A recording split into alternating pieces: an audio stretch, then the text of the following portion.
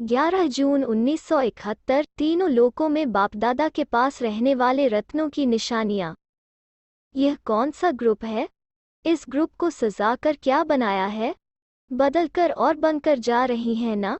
तो इन्हों को बदलकर क्या बनाया है? अपना जब साक्षात्कार करेंगी कि हम क्या बने हैं तब तो औरों को बनाएंगी।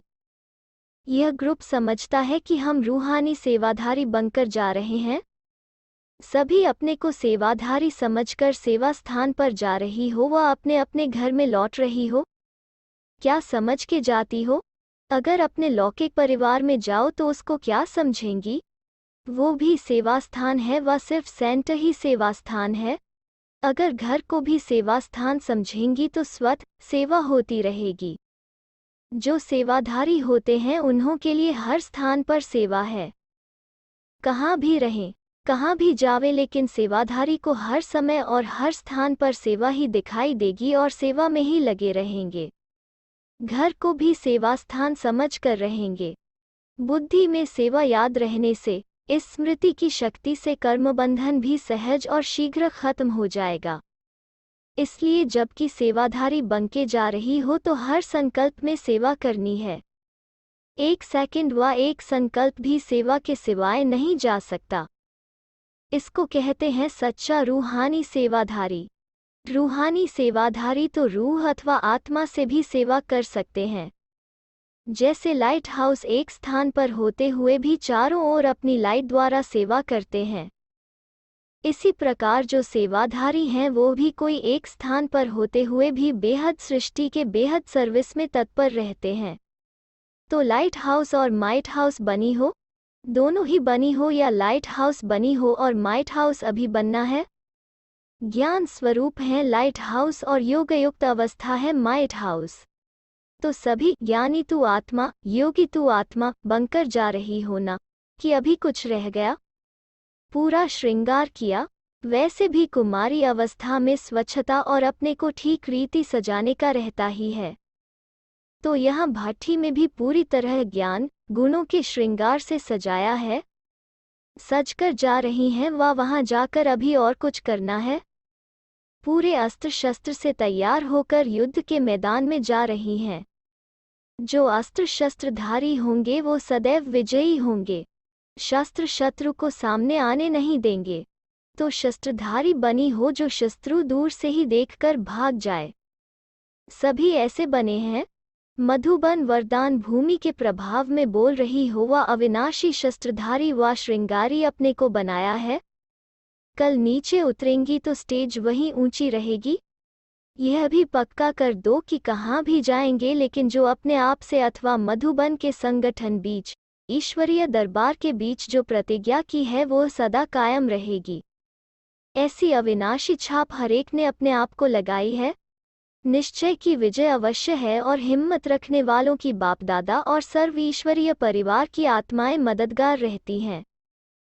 कितना भी कोई आपकी हिम्मत को हिलाने की कोशिश करे, लेकिन प्रतिज्ञा जो की है उस प्रतिज्ञा की शक्ति से जरा भी पांव हिलाना नहीं।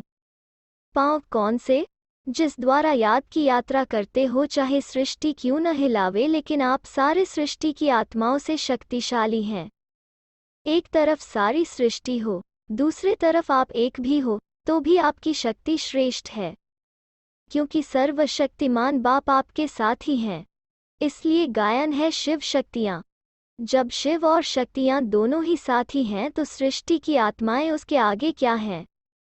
अनेक होते भी एक समान नहीं है।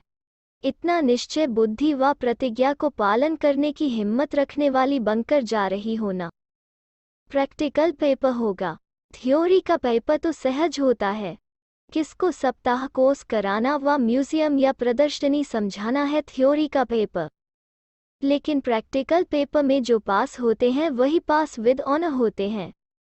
जो ऐसे पास होते हैं वही बाप दादा के पास रहने वाले रत्न बनते हैं।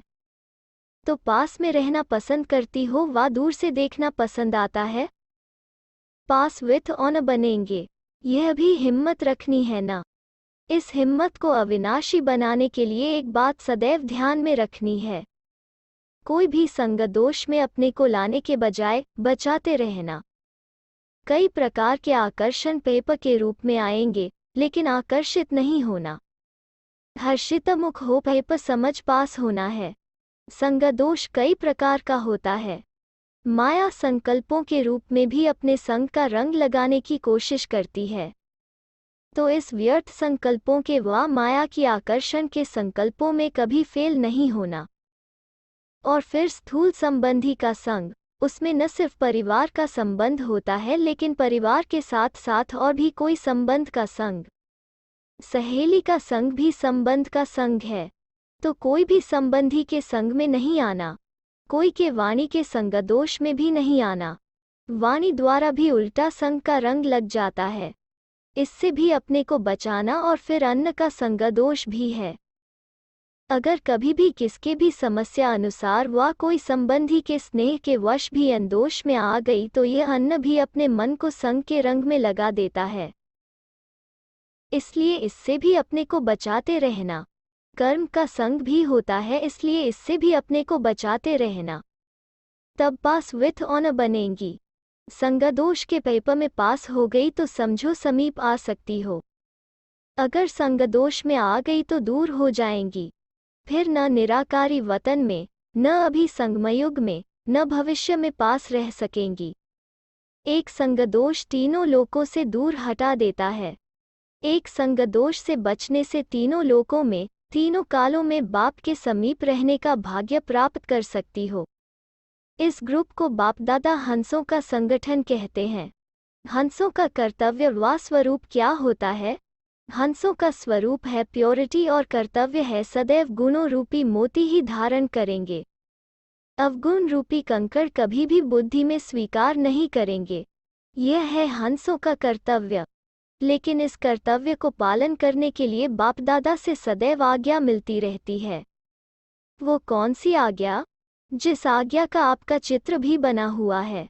बुरा न देखना, बुरा न सुनना, न बोलना, न सोचना।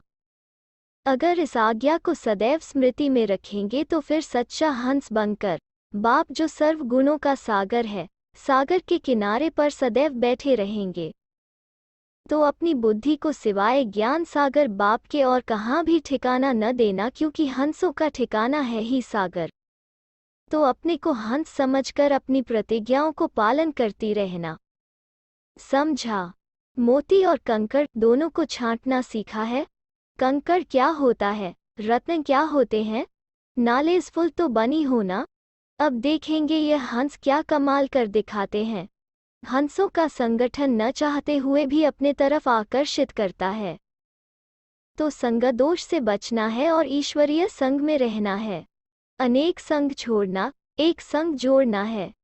ईश्वरीय संग सिर्फ शरीर से नहीं होता, लेकिन बुद्धि द्वारा भी ईश्वरीय संग में रहना है। बुद्धि सदैव ईश्वरीय संग में रहे और स्थूल संबंध में भी ईश्वरीय संग रहे। इस संग के आधार पर अनेक संगदोष से बच जाएंगे। सिर्फ ट्रांसफर करना है, कोमलता को कमाल में परिवर्तन करना। कोमलता दिखाना नहीं, सिर्फ संस्कारों को परिवर्तन करने में कोमल बनना है। कर्म में कोमल नहीं बनना, इसमें तो शक्ति रूप बनना है। अगर शक्ति स्वरूप का कवच सदैव धारण नहीं करेंगी तो कोमल को तीर बहुत जल्दी लग जाएगा। तीर भी कोमल स्थान पर ही लगाते हैं। इसलिए अगर शक्ति स्वरूप का कवच धारण करेंगी तो शक्ति रूप बन जाएंगी। फिर माया का कोई तीर लग नहीं सकेगा। कर्म में कोमल नहीं बनना, सिर्फ मोल्ड होने के लिए रियल गोल्ड बनना है। चेहरे से, नयन चैन में कोमलता नहीं लाना। यह सभी बातें स्मृति में रख पास विद ऑनर बनना है। इस ग्रुप में प्रैक्टिकल सबूत बनने वाले उम्मीदवार रत्न दिखाई देते हैं। हरेक को एक दो से आगे जाना है। दूसरे को आगे जाता देख हर्षित नहीं होना है। सिर्फ दूसरे को देखते रहेंगे तो भक्त हो जाएंगे। भक्त लोग सिर्फ देख देख उनके गुण गाते खुश होते हैं। तुमको भक्त नहीं बनना है। ज्ञान स्वरूप और योगयुक्त, ज्ञानी तू आत्मा और योगी तू आत्मा बनना है। अब पेपर की रिजल्ट देखेंगे। जो प्रैक्टिकल सबूत देंगे वो फर्स्ट नंबर आएंगे। जो सोचते रहेंगे तो बाप भी राज्य भाग्य देने के लिए सोचेंगे। जो स्वयं को स्वयं ही आफा करते हैं उनको बाप दादा भी विश्व की राजधानी का राज्य भाग्य पहले आफा करते हैं। अगर अपने को आफा नहीं करेंगे तो बाप दादा भी विश्व का तख्त क्यों आफा करेंगे। अपने को आपे ही आफा करो तो आफरीन कही जाएगी। गैस के गुब्बारे नहीं बनना, वो बहुत तेज उड़ते हैं लेकिन अल्पकाल के लिए।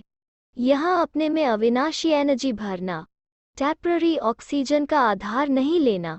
अच्छा।